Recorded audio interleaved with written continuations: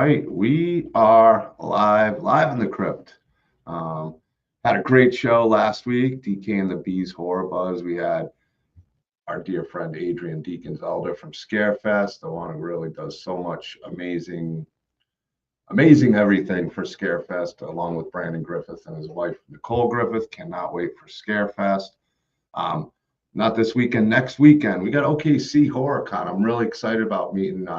Well, I've met Rod before. I've spoken with him. He allowed me to team up with Ken Sagos. Real excited. Kincaid from Nightmare on Elm Street 3 and 4, one of the great guys out there.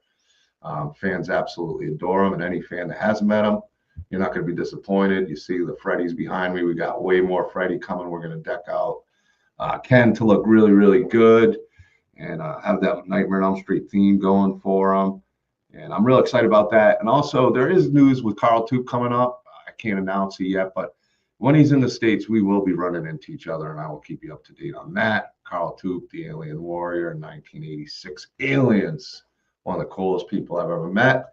But tonight, we're going back to the indie. We're going back to some roots tonight, live in the crypt, and I've been really excited to talk to this guy. I've been wanting to get him on. It's just been crazy busy with everything in life. But we made it happen this week. The buzz has been going really, really strong for this movie too. And I'll tell you, I was pretty exhausted. I was fighting the Sandman. So Mr. Sandman was a really cool short film. If you haven't checked it out, it's on Tubi. But ladies and gentlemen, let me get the round of applause ready. The writer, the director. Oh, wow, they keep changing things up on this thing. Hold on. I got to give this man a round of applause, so I got to have it ready. And then they keep messing with stuff on this, and I absolutely hate it. Okay, they changed it. But all right, sorry about that, guys. StreamYard seems to want to change everything lately. But ladies and gentlemen, I'm real excited to talk to this guy about his movie, the 2024 movie, Mr. Sandman, Mr. Matthew Schmidt.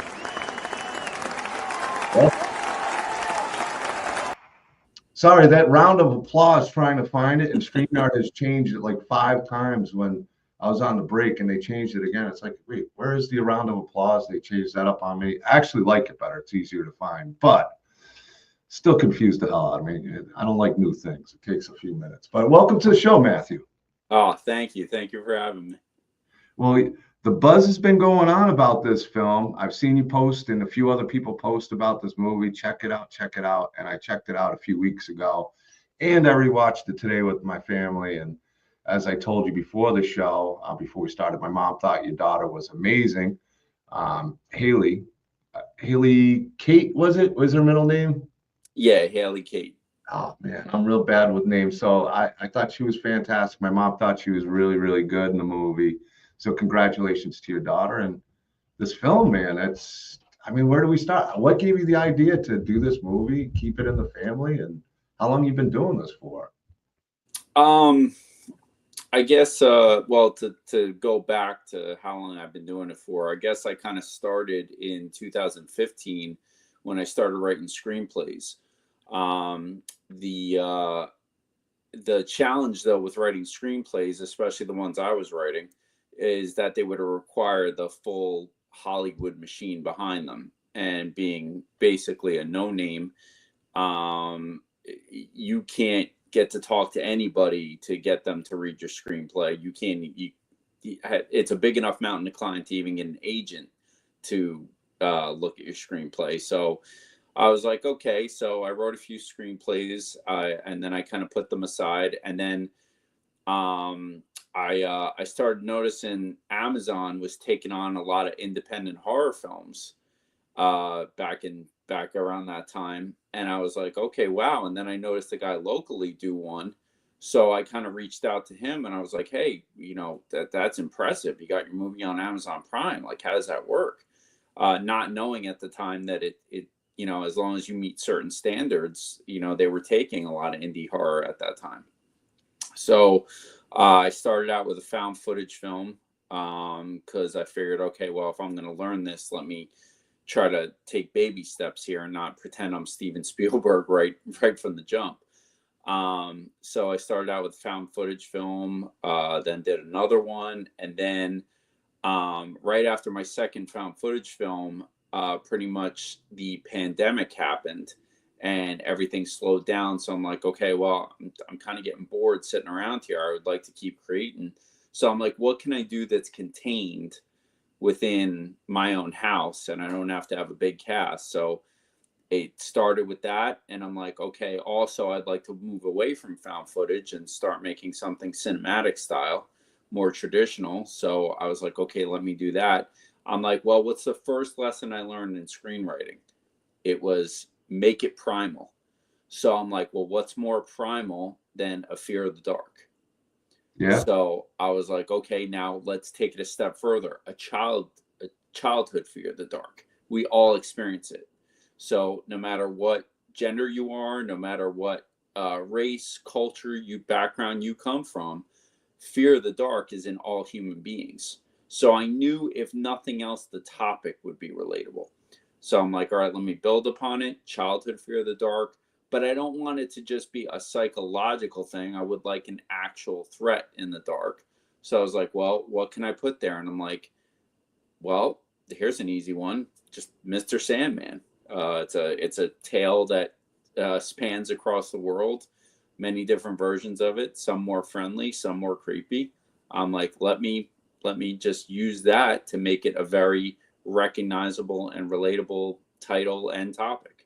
Well, you definitely picked the friendly side on that, Mr. Sandman, didn't you?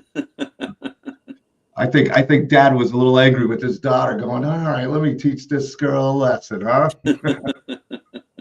No, but it was great that you were able to use your family in this, and there was a lot of people in your family that were involved. It seems more than your daughter.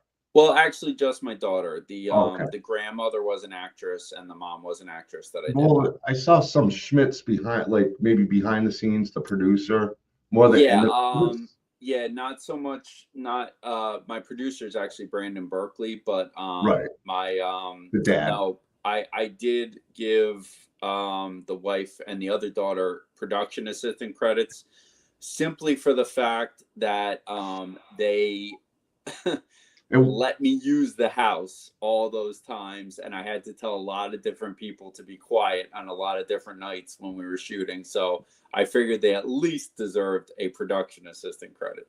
well, you're a thoughtful guy. Look at you.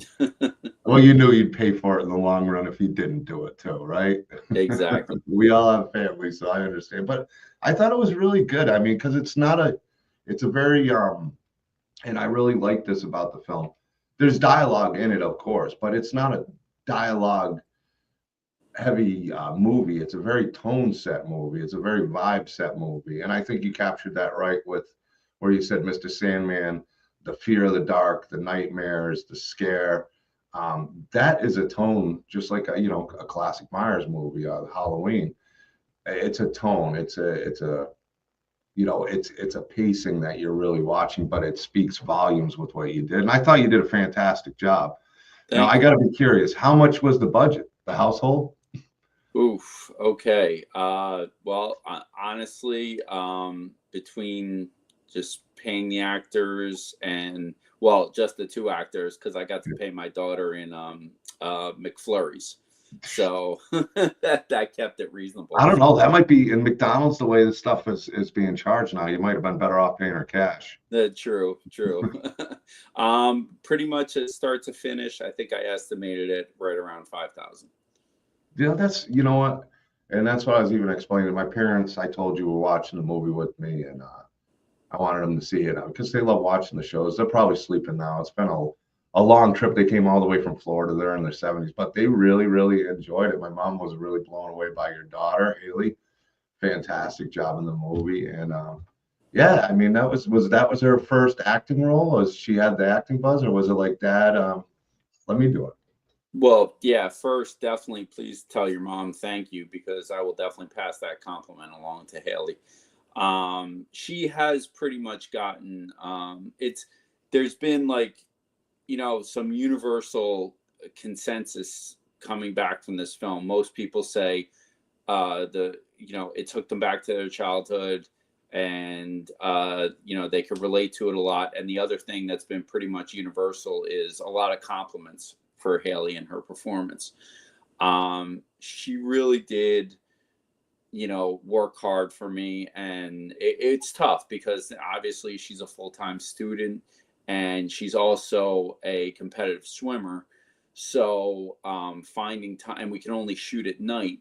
So finding time where she wasn't, exhausted, and we could only get a few hours out of her in each session before she would just start passing out. And me and Brandon would look at each other, be like, what, she's had it. We're just not going to get anything else good out of her tonight. So Mr. Sandman got her. yes, Mr. Salmon eventually just zonked her out, and she passed out on us. So it was a challenge, but she really did work hard, and I give her a lot of credit for that. Yeah, without giving too much away, because it is a short film, and there's a great interview with all you guys, you, Haley, Brandon, who was a producer, also the dad in the movie. Yep. How did you well, her expressions were really good. At the end was really good, and I'll just say in the mirror was really Okay. cool. Okay. So I think she did a great job on that, because that's not easy to do and pull off, especially for a kid. She did a real good job with that. But how did you meet Brandon? Was he the other filmmaker that you kind of met and talked to that we were speaking about before, or have you worked with him in the past? Yeah, no, he wasn't the other filmmaker I was referring to. The other filmmaker I was referring to, who's local to me, I'm trying to think of the I know his character name is I think his character's name is Tom Royally, but it's the Bad Ben series. There are a series of found footage films. I'm not sure if you're familiar with them. I believe I am. Yeah. Okay. Yes. I haven't watched I started watching the first one. There's like 2 or 3 of them, right? Yeah, actually, I think he's up to like 11 or something. Yeah. I know there's quite a few. But I've heard great things, and I started watching it, and I haven't had a chance to do it. But I do love found footage films. Like, I'm a big fan of Blair Witch and a lot of them. Even one of my buddies did a good one. Yeah, I think I think it's Nigel Bach is his filmmaker handle, but he directed the first one pretty much in his house. And when I saw it, I just kind of reached out to him, because there was like 5 minutes into the first film, he mentions our local electricity company. So I'm like, oh, this guy's local. So I just looked him up, found him, and we just started chatting. He was a big help to get me started. Brandon, though, I met because we were coworkers at our last job together, and our love of not just horror, but pretty much all movies, and the fact that we spoke to each other in cinematic language, in the sense that we would almost talk to each other all night in movie quotes. And like, it was just an instant kindred spirit. So when I said, hey, I would like to start making some films to maybe build up a name for myself, he was like, hey, I'm all on board. So it's nice to find someone with the same passion as you to want to just jump right into it and help those creative juices. Probably the back and forth banter just helps you get creative, a little more ideas, and having that friendship like that and that bond that you guys built up. So was this the first one you worked on, or did you work on the other found footage movies with Brandon as well? Yeah, he's been with me pretty much from the jump. So he was with me for the first 2 found footage films as well.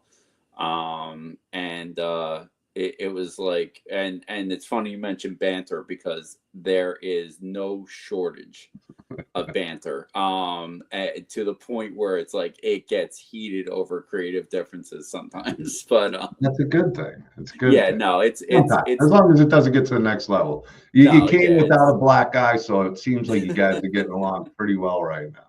It's never to an actual I hate you moment, but it's spirited debates. I'll put it that way. But that's what happens with creative people. It just does. True. So if you got passion for something, you're gonna be emotional about what you're working on. So I totally understand that. But yeah, I really dug this movie. It's getting great reviews. It came out in 2024. It's on Tubi and Amazon. I didn't realize it was on Amazon as well. I might go and purchase it, give a little support to you, instead of watching all the commercials on Tubi. I'll still do that again, but pitch in and own the copy of it, or maybe get a physical copy if you have those. Yeah, we don't at the moment. I've been thinking about that. I was thinking about combining that with my last short film, which was found footage, Yeah, which got a lot of positive feedback as well. put So all of them on one disc, yeah, and just dish it out that way. But oh yeah. we're not quite there yet. I'm still working out some kinks. Well, I was watching the interview at the end. Now, if you guys get a chance to watch this movie, and I highly recommend that you do, Mr. Sandman, like you said, you can find it on Tubi and you can support it as well on Amazon. But there's an interview at the end, and I thought it was great detail. Now, one of the things, out of the many really interesting things you guys discussed in the post interview after the film was you'd like to make this a full length feature film. I mean, I think it's something that would be like definitely an interesting opportunity to me to explore.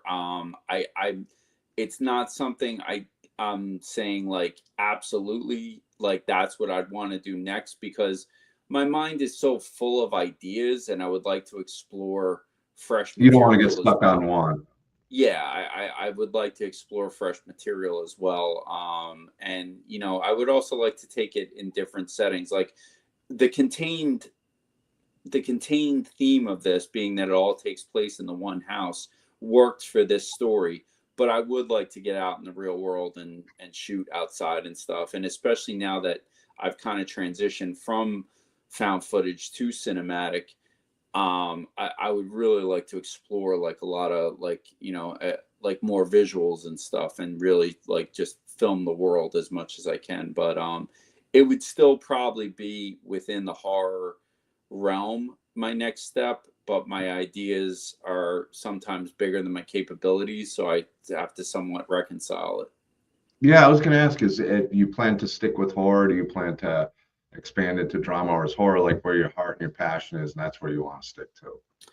Well, horror is one of my favorite genres, and it's one of the things that you don't require a huge, but there I would say there's like aside from drama, which I don't know if I would really be good at. I just don't know if I have the mind for it.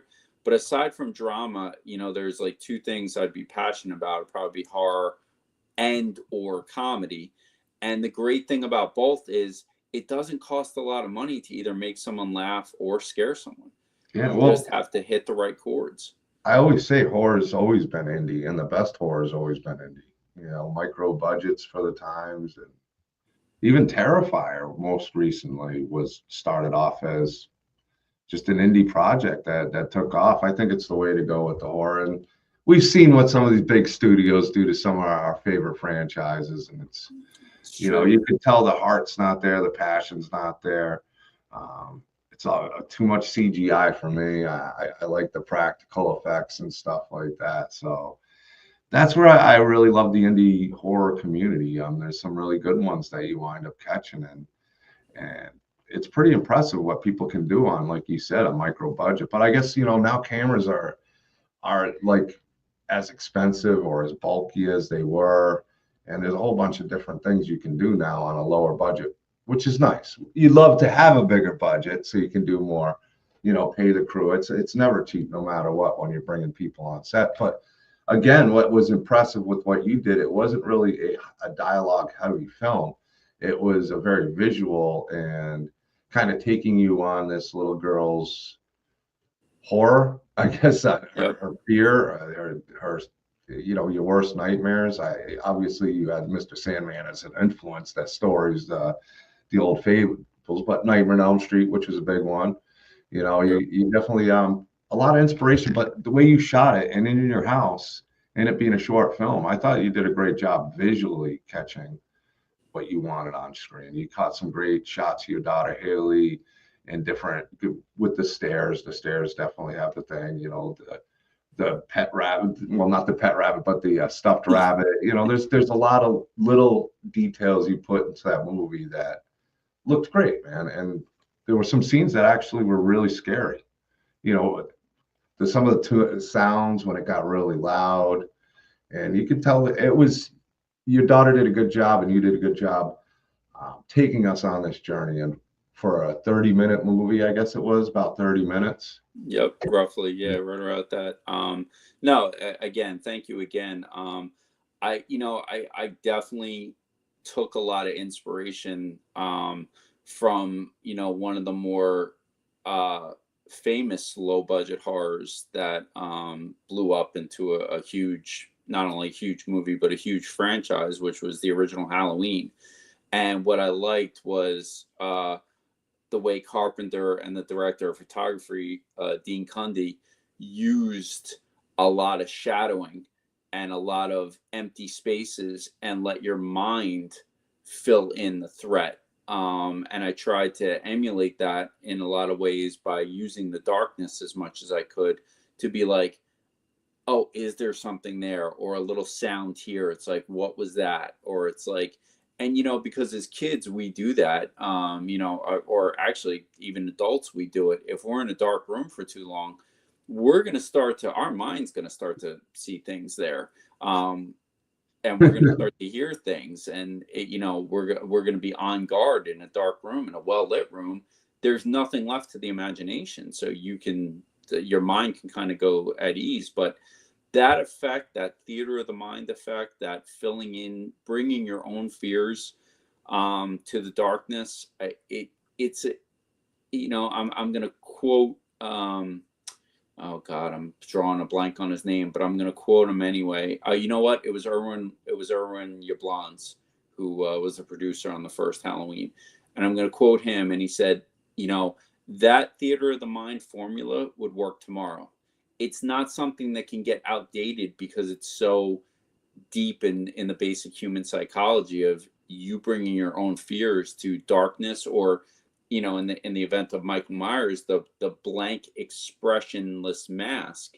It wasn't an angry demon. It wasn't a laughing clown. It was a blank mask. Yeah. Well, we put our own fears onto that mask. Everybody's like interpreting it differently, which is brilliant. So the dark, it's the same thing. You're bringing your own fears to it, and that's what I really liked about it. Well, I did say it had, a 70 Halloween vibe to it before you even mentioned that. So I guess you pulled it off, because I'm a huge Halloween fan, huge Carpenter fan, and I could tell there was inspiration with the shadowing and the tone. Not a lot of dialogue when it came to it. It was more the scare. There really wasn't any blood and guts or anything like that in the movie. I'm sure the wife wouldn't have been happy if you had a bloodbath in the house. Was that the only reason there wasn't a bloodbath in there? Well, it's funny because that was one of the many debates with Brandon about he comes very much from the 80s slasher school of thought, which again I like, but I feel that when you delve into people's psyche, it's more effective and more powerful. It's more the anticipation than the kill. I mean, it's kind of even like with Texas Chainsaw Massacre. Everybody you watch it the first time, you think it's this bloody, gory, this and that movie, but it's more of a mental scare. Yeah, it's the blood and the gore. Just like with Halloween, it's like by the time you finish it, and even like after a few times until it was mentioned to me that there's really no blood and guts in the first one. Very little, very minimal. Yeah. So I mean, and that was to me growing up, and I watched the Halloween. I mean, the Nightmare on Elm Streets and the Friday the 13th, and a lot of different ones, and a few scared me. Sleepaway Camp always scared the hell out of me as a kid. That was just because we didn't have the internet, nobody knew, so certain endings definitely always would scare the hell out of us. But the sound, the tone, Carpenter's music in Halloween that scared the hell out of me, and that's why it's always remained my number one. I mean, just because of the way it scared the crap out of me as a kid. Yeah, I couldn't agree more. Halloween still sticks with me to this day in a lot of ways, and I love it. Now there were a lot of inspirations here. There was a little bit of The Shining. There was definitely Halloween. There was definitely a little bit of Evil Dead. Definitely, I drew a lot from Poltergeist, which is another one of my favorites. I So was going to say there was a poltergeist vibe in one scene specifically, and I'm trying to think off the top of my head what it was. Man, that just gives me a poltergeist vibe. yeah, I I think you probably definitely, know what scene I'm talking about too, because you made the movie. But I think I know what you're referring to, but you're yeah, right. I'll keep it spoiler free. yeah, and that's a good reason. I don't want to really say too much because it is a short film, and there isn't a lot of dialogue, so I don't want to give too much away. But the visually, I really liked the sound a lot. I thought the music was done well. Wasn't anything over the top. It was, it just fit the theme of Mr. Sandman. And again, your daughter did. I mean, if that was her first acting role and what you did, you directed her real well. I think you kept the dialogue where it needed to be, and you also guided her on the emotions that she needed to go through. And a lot of it, I'm sure, came from her and maybe nightmares she experienced or however you guys got her to get into character for. But yeah, great job, man. Great job directing. Great job by Brandon too. And I'm trying to think of the lady's name who played her mom, was fantastic. The grandma had a very chilling scene in the movie. That's actually my favorite scene is the grandma scene. The grandma. Yeah, But it yeah, sets the tone. It really does. It sets the tone to get the movie going. Mackenzie played the mom, and I had worked with her before in my previous found footage film, and I just, I knew I could trust her to deliver. And although since you've seen the post credit interview, The contacts. you heard about the contacts, Yeah. which was honestly the I was gonna say you just scariest gotta moment. shake your eye. I wear contacts all the time. Yep. The scariest moment by Yeah. far making the movie. By far. Yeah, you make it. And would you think the contact would be the scariest thing? But when the contacts were in and that scene or scenes, because it was very quick, were really good. She pulled them off really well. It was definitely creepy, and I liked the look. I liked what you did with the makeup. It wasn't too over the top, but it really was effective with the white and just the transformation. I don't want to give too much away, but I thought the look was Right. really good. Yeah, no, she's very much a theater actress, very classically trained. She can sing, she can dance, she can do it all. She's actually it, and it was actually a little bit of a challenge for her, because she's used to theater where you just go, and film it's like stop start, and that was a little challenging for It's her, just but getting started. yeah, she still pulled it off well. And grandma, it's funny because while we were still shooting before the movie released, grandma ended up, her real name is Sherry Hoffman. She ended up in national TV spots as Medicaid Martha, Okay. on all these commercials. So I know I she was like, looked wow. familiar. I was She like, looked, wow. I'm like, look at that. I'm like, we just landed a quasi celebrity there you before go, she got man. big. I'm like, and before our movie's released. So I'm like, that's pretty funny. She became Medicare Martha. But She seemed so like she really liked the role that she had in it as well, and her seeing what you gave her to work with in it. You could see that she really like put a lot of thought and effort into what you gave her, and delivered real well with what she did. yeah, I knew from the first reading. There were a couple of, like, I think there were 2 to 3 finalists for that role, and I knew with her reading, I'm like, let me just do my due diligence and have other people read, so I'm not missing anything.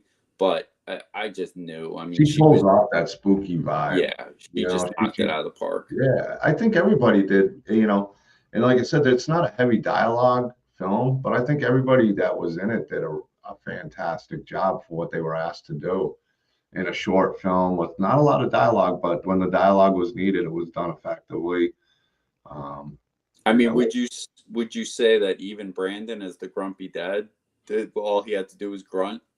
He did a great job. yeah, well, he was a little grumpy, but but you know what? He overall in producing whatever you guys did to put this film together, he did a fantastic job. But yeah, he was definitely kind of a grumpy dad, Yeah. He didn't Talk want to about, be bothered. man, damn kid. I just want to go to bed. I just want to go to bed. Trying to sleep and I got to deal with this crap. I got to be to work at 6 a.m. Was he acting grumpy, or was he kind of grumpy in those scenes? No, he was just acting grumpy. I'm just teasing you. Yeah, I didn't know maybe you got him all grump. worked up and you guys were having some disagreement on directions. No, he definitely, like I said, that was prevalent throughout the film. Yeah, it definitely. He's like, why aren't we chopping heads off? I'm like, because it's not that kind of film. And that's why he was grumpy dad in bed. Yes. There ain't no heads chopping off. I'm just gonna be here and be grumpy. It's like, how come we're not chopping heads off? But it was, I don't want to say it was funny because it wasn't funny, but just him being so grumpy, and it was interesting. The whole film was really well. And like you said, you want to move on to more creative ideas and this and that. But I can see wanting to also expand on the story with it, because what you had and what you did, there's definitely a lot of room for even more. There's definitely room for more.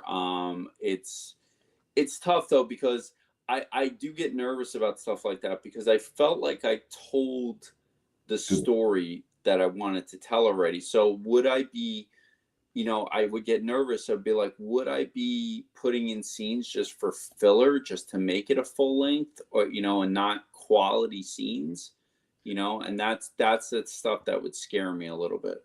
I could see more avenues, but I can see exactly what you're talking about. You don't want to just make the same film with just some added scenes. It has to be scenes that actually mean something to make it a full-length movie. That right. If you did come down to it, and I don't know if you've written it out, but all right, these scenes would make the film just that much better. Like, it would add so much value. You know how George Lucas would add all the CGI stuff on it. Yep. That kind of stuff. Maybe in 20 years, 30 years, you'll do that too. You'll pull this CGI. Oh, God willing, I'm still doing this in 20 years. That'd be awesome. No, but it's got to be a fun journey, and involving your daughter, and now she's getting the acting bug, and she's at a great age to start learning what you're doing in filmmaking, and grow from there, especially in the independent circuit. There's a lot of opportunity, a lot of avenues. Yeah, she definitely loves acting. It's a time thing for her, because she has so many other commitments. So we try to get her in acting classes when she can, but this wasn't her first film. I did have her in my first. She played the ghost in my first found footage film.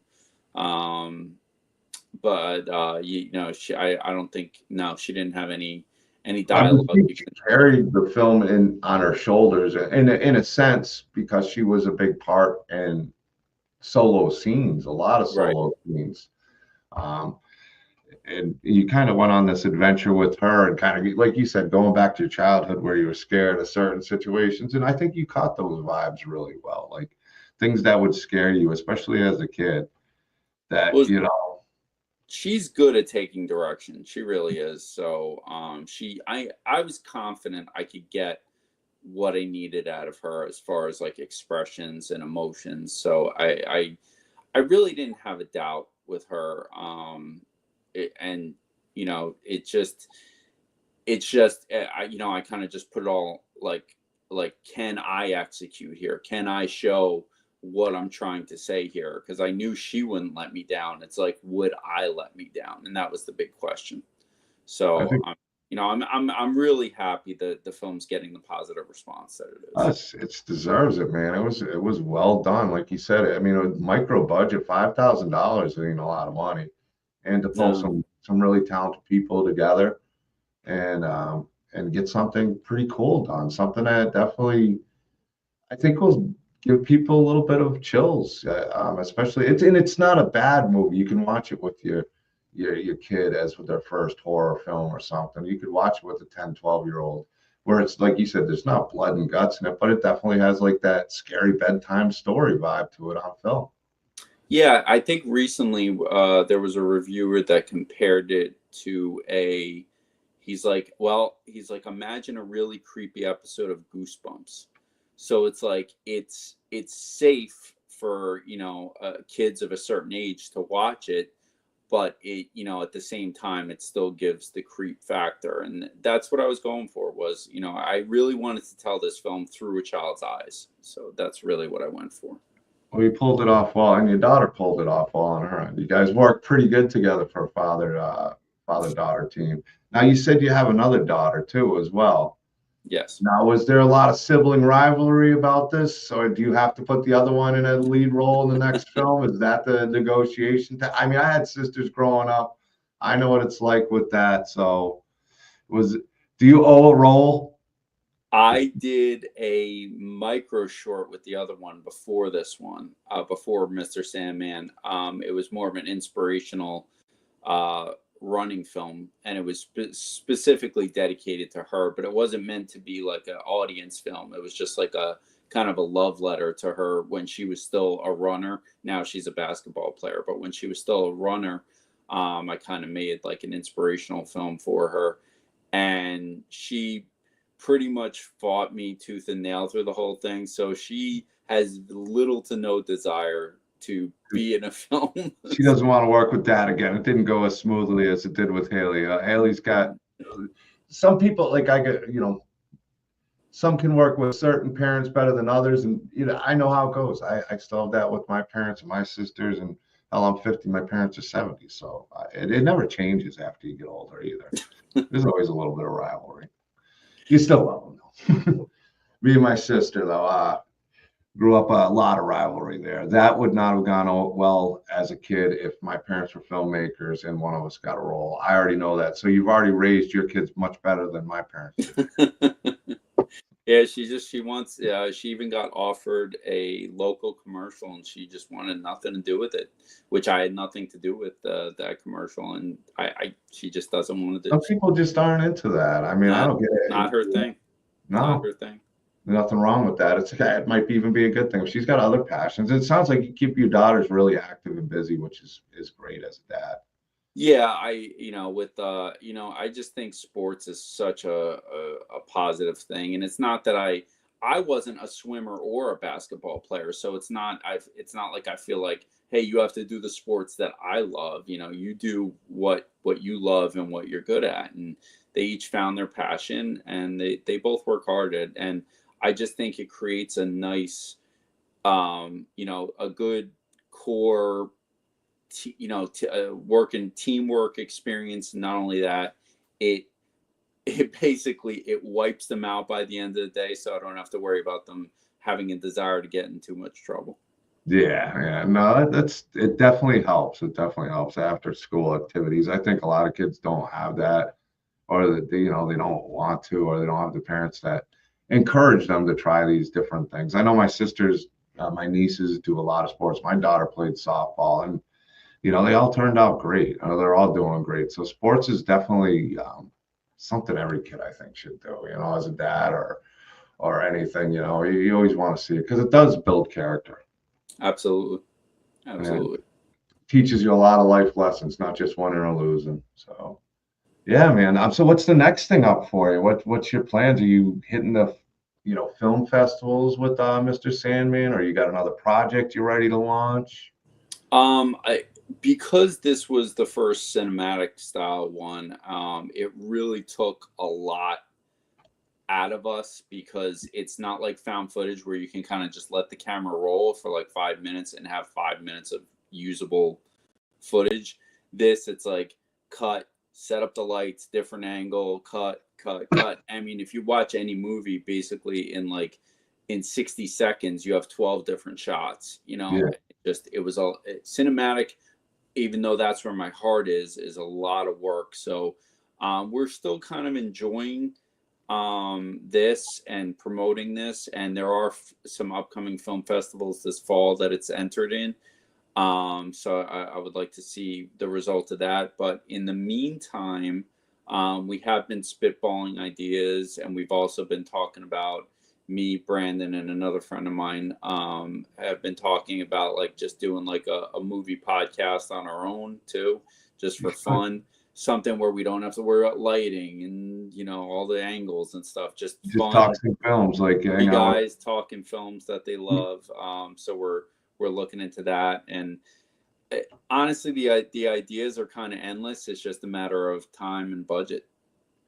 Yeah, I mean, you said you and Brandon really bonded over your love of talking about horror films and stuff like that. So to have a podcast and share it with the people and, you know, talk some of your favorite movies, Halloween, Psycho, I go old school Alfred Hitchcock and Twilight Zone. Those are always fun to sit there and talk about. And then sounds like Brandon's straight up ready for talk some Friday the 13th, some Hellraiser, straight Well, up slasher. I'll tell you, it's funny because the whole setup of this podcast is that we're each gonna kind of take the lead on each episode. We're gonna kind of take turns of whose episode it is. So he got the first episode, and of course, he went straight to Friday the 13th Part 3. So that will be our first episode when we record. Not a bad one to start with, though. I mean, Richard Brooker. I mean, everybody's got their favorite Jason. Richard Brooker was mine. There's just something iconic about that look, the hump on the back, his bulky size, and then that first kill was just so fun. My personal is CJ Graham. I'm a Part 6er, so that was my first one. I've been lucky to meet CJ a bunch of times. Super nice guy. He looks like he'd still don the mask. If you like CJ, he plays. Have you seen the Vengeance movies yet? No, but I did meet. Did I meet? It was either the producer or director. Peter Anthony or Jason Brooks. Oh God, it was a while ago. Bald guy with big muscles or tall guy with some muscles? No. Then I guess there was a different. Oh no, I'm sorry. I'm confusing that with the people who made who were making the movie with Tom Matthews. That's why. Never Hike Alone. Well, Tom Matthews is in that as well. Never Hike Alone and Never Hike in the Snow. And okay, it was one about like a family reunion where it was like an old school slasher meets a new one, and I didn't see it yet, but we were talking about it, and I was like, wow, that's a really brilliant concept. Well, if you like CJ, they continue the story. I really like the Vengeance 1 and 2. You can find it on YouTube, and CJ's in it. And he actually, instead of playing Jason, he plays Jason's dad, Elias. Okay. And it's a really cool role. It's a really interesting role for CJ, and it's cool to see him back. And there's definitely a lot of love for the Part 6 and the Jarvis storyline. So if you're a big fan of that, I think you'll enjoy it. I'll send you the links after. Peter Anthony's a great guy. Jason Brooks, he's out there crushing, doing some really cool things. I think Jason Brooks is going to be put down in The Mask again.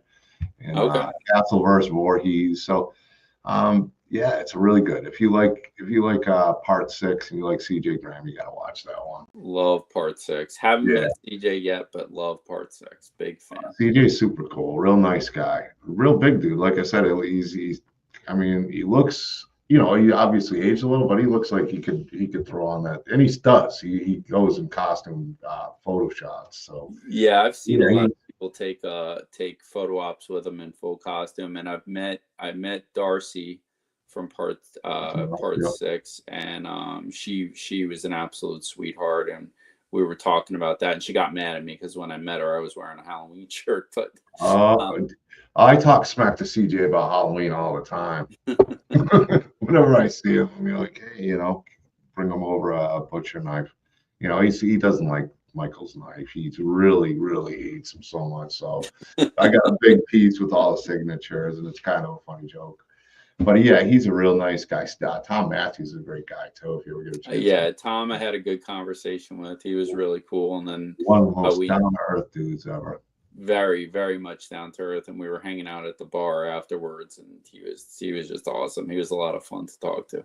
Yeah, I mean, if you didn't know he was Tommy Jarvis, he was an actor. I mean, he's just one of those blue collar, straight up cool dudes. If you had a conversation with you, talk to him for a while, and be able to shoot the shit and just hang out. Nice guy. Yeah, well, it's so cool now because like a lot of these people who were like the slasher movies in the 80s are now working with a lot of the independent filmmakers, and I think it's so cool, and it's such a great treat, so it's like cool to see, and it's like all of a sudden it's like people are acting with these people from these iconic horror films. Yeah. And it's wow, it's like that is really cool. That's a lot of fun. And hey, you keep doing what you're doing, and keep growing the way you are. You can have a role. those people love the indie community. They love They do. to support. I mean, there's a lot of them that are great. Like Felissa Rose is great about it. I've seen Lisa Wilcox a lot. Tom Arnold's done some, like with my friend Nicole Vegas, and they've been just crushing it with all these celebrity guest appearances. Eric Roberts. I mean, you see all these different celebrities. Some of them you hadn't seen in a while. It's cool to see them back on film and enjoying what they're doing and supporting really the horror community in their own way and doing these roles. Yeah, Haley, every time Felissa's in town, I can't pull Felissa and Haley apart. They like will just embrace forever, and Haley will will not leave her table the whole time, and they just love each other. They're great together. She is so good with her fans, Felissa. Oh, she's been so nice. I mean, I like what I do for a living. She's been incredibly nice to the individuals I know. I heard like she was nice years ago, and then I'm like, how nice could she be? And I met her at the first Spookala some years ago, and she couldn't have been any nicer. I'm like, all right, now I see why everybody loves Felissa Rose. And even her and Dave Sheridan. Dave Sheridan's a lot of fun as well. Yeah, Dave, I had some great conversations with him. He's funny. That dude is a riot. He's an underrated comedian for sure. I mean, he still does the doofy role, but he's a funny dude. He was in a movie with my friend. I want to say it was Macabre Mountain. Okay, Xander Goldman. And he played a funny. I saw he played with Felissa. He was he was.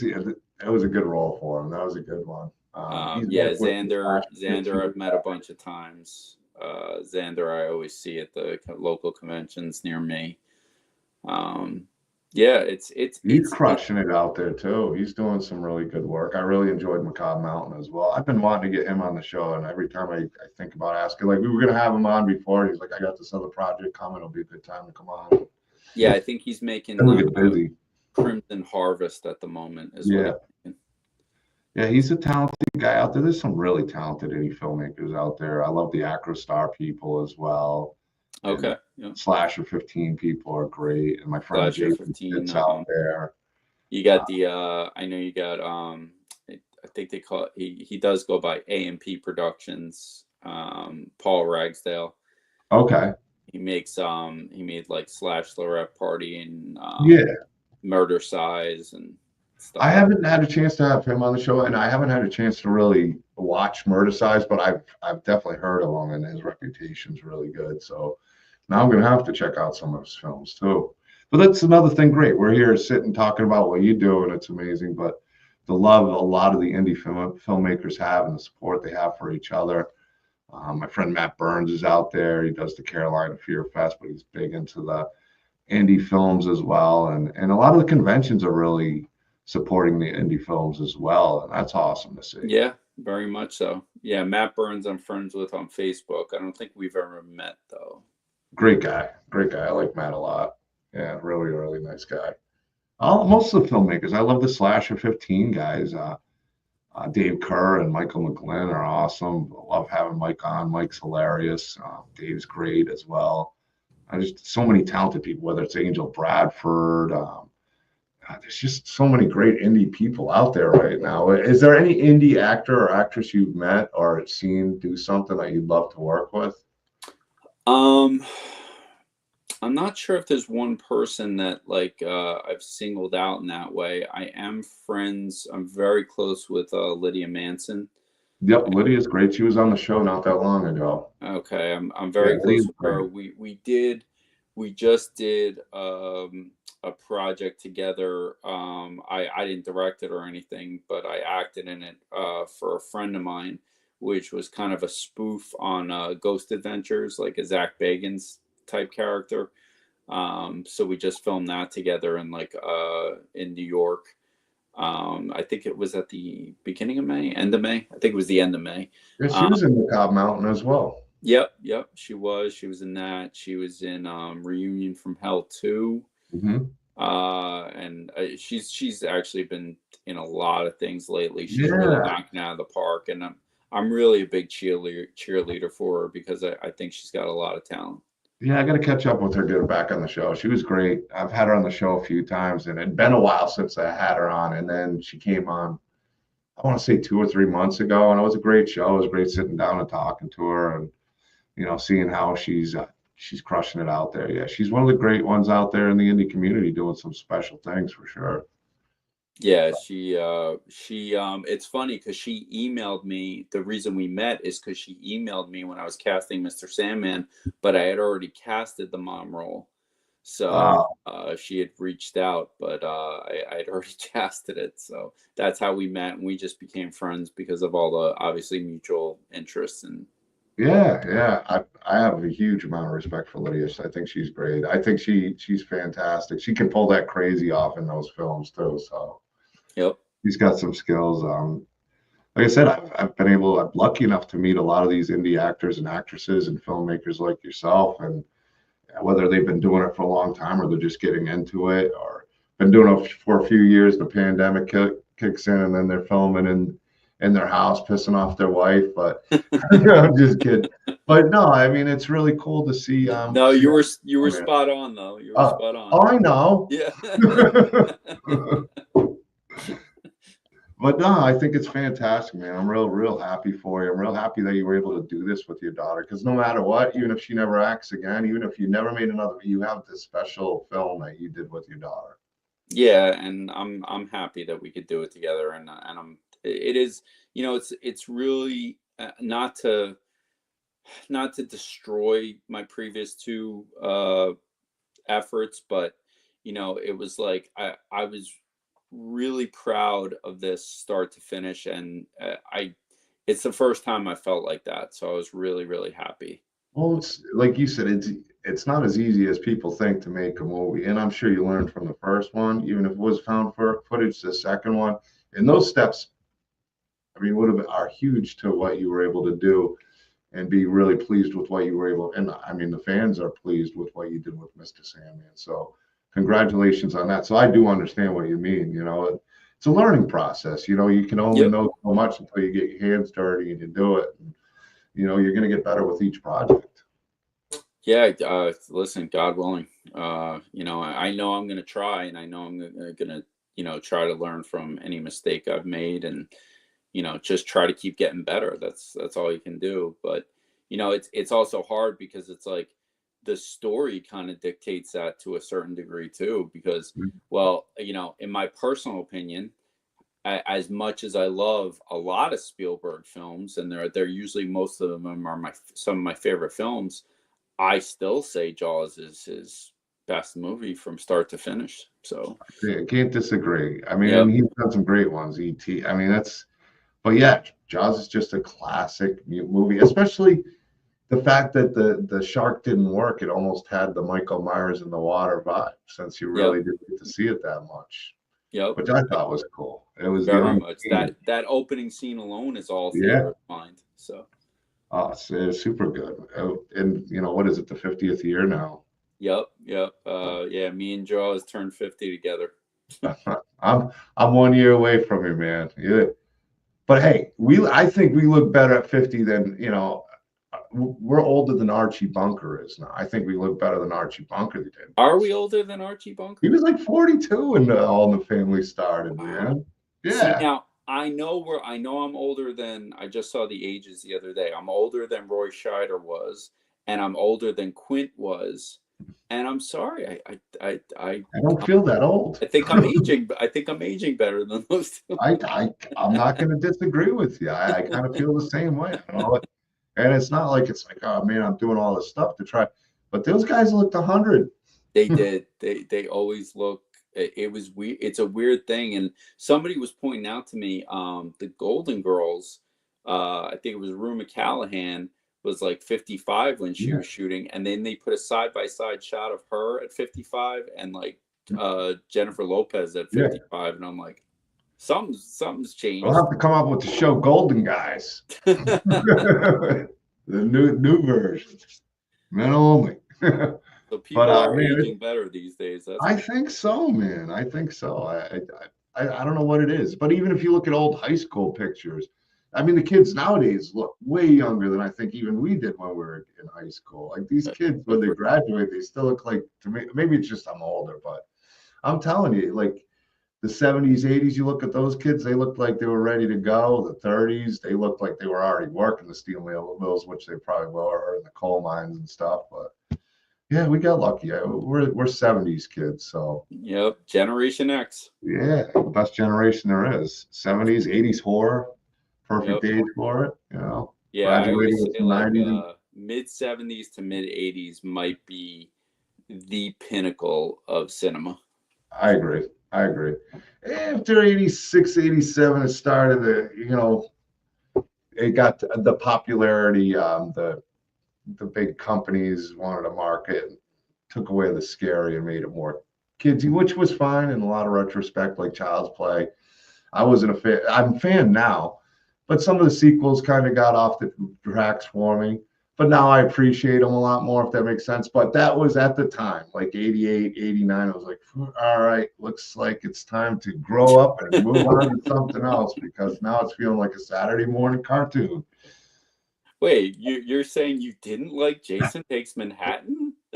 I saw it in the theater, and I like it now. Like, I appreciate it now for what it is. But at the time in the theater, I was like, man, Jason. I was livid in the theater. I was too. I was like, why we're on a I got to boat the see it for whole free, and time? I wanted my money back. I'm like, we're on a boat the whole time. When are we in Where's the cinema? Manhattan? Yeah. I think we missed it. But I'm going to leave you the last final words. If you have anything you want to let people know, and Yeah, I'm I going mean, to hit me. like this was definitely a passion and a labor of love, and I hope you all enjoy it. But at the same time, I do have a parting question for you.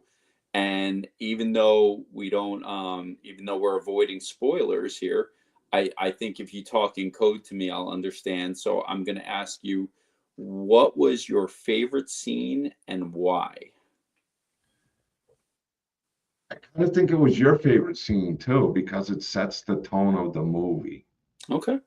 I think it really does. I think that scene sets the tone of the movie that leads forward. I think it really, as awesome as Haley was, that moment with the two of them really, I think, sets the tone of gets you on your toes. So like that is probably my favorite moment. But there's a lot of really good ones. The mirror scene is very, very good. I think Haley did an amazing job with that. There's quite a few scenes in a short film that I can pick out that I thought. The mom scene with Yep. contacts. I mean, those scenes, it's hard to pick just one, but I'll say the one scene because it sets the tone. Okay. Okay. Yeah, I like hearing people's different answers, but most people say either the mirror or the mom are the two Yeah. most popular answers to that. Yeah.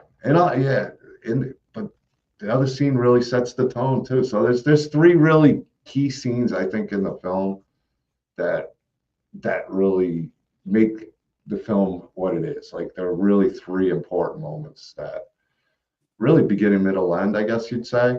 Yeah, yeah. Now that makes sense because that's pretty much where those three scenes fall. Exactly. So Yeah. sense.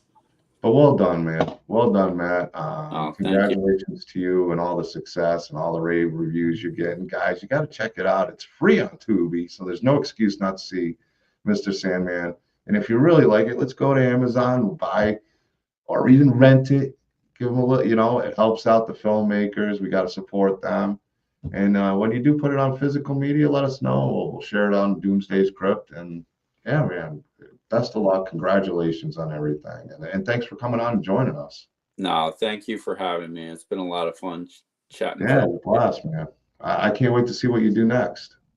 Well, I'll definitely I will shoot you the link to my last found footage, and I'm looking forward to your honest opinion. Sounds good, man. I can't wait to see it. All right. Thank you, chat. Thank you, everybody. We'll see you soon. Me and Beatrice, we're coming back. Not this coming Wednesday because I'm out of town for the convention, but the weekend after, not this weekend, next weekend, the week after on Wednesday, I believe we're going for 9 p.m. Eastern Standard Time. We're going to be live. I'll confirm that. And we got a great guest coming too. Somebody I think you'd like a lot too, Matt. So I'm sure it'll be a fun show. So make sure to tune in, check it out, guys, and I'll keep you updated on some big news we got coming. Peace.